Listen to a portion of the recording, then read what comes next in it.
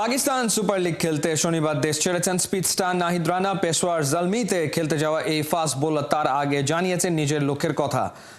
চান পাকিস্তানি লেজেন্ডদের থেকে শিখে নিজের বোলিং আলমারিতে নতুন কিছু যোগ করতে। বিস্তারিত থাকছে রায়হান আহমেদের রিপোর্টে। গায়ে ড্রপ শোল্ডার টি শার্ট, কানে ইয়ারফোন, চোখে কালো চশমা, ফিয়ারলেস লুকে এয়ারপোর্টে টাইগার সেন্সেশন নাহিদ রানা। গন্তব্য পাকিস্তান, লক্ষ্য পিএসএল এ গতির ঝড় তুলে প্রতিপক্ষের বুকের কাঁপন ধরানো। চলতি আসরে নাহিদ রানার গায়ে উঠছে বাবর আজমের দল পেশোয়ার জালমির জার্সি। পিএসএল এ এরই মধ্যে মাঠ মাতাচ্ছেন বাংলার লেগ স্পিনার রিশাদ। নাহিদকে নিয়ে তাই প্রত্যাশার পারদটাও চড়েছে সমান তালে। চারিদিকে স্পিড স্টারের পারফরমেন্স নিয়েও কথা হচ্ছে বেশ। তবে নিজের প্রশংসা খুব একটা কানে তোলেন না এই ইয়াংস্টার। ক্যারিয়ারে লম্বা ইনিংসের দিকে যার নজর, তার কি আর অল্পতেই মন ভরে?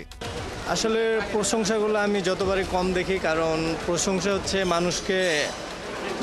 মানুষের ভিতরে স্যাটিসফাই নিয়ে চলে আসে। সব জিনিস আমি যত পারি কম দেখার চেষ্টা করি।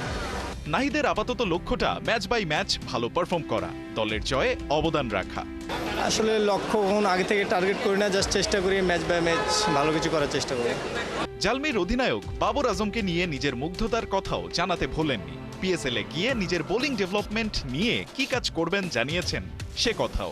আসলে পছন্দ তো সবারই, তবে বাবর আজম ব্যাটসম্যান হিসেবে ভালো লাগে। তো আমি চেষ্টা করব যে পাকিস্তানে অনেক লিজেন্ডারি বলার আছে, লিজেন্ডারি বলারদের কাছ থেকে নতুন কিছু শেখার এবং নতুন কিছু শেখা আসবে ইনশাআল্লাহ।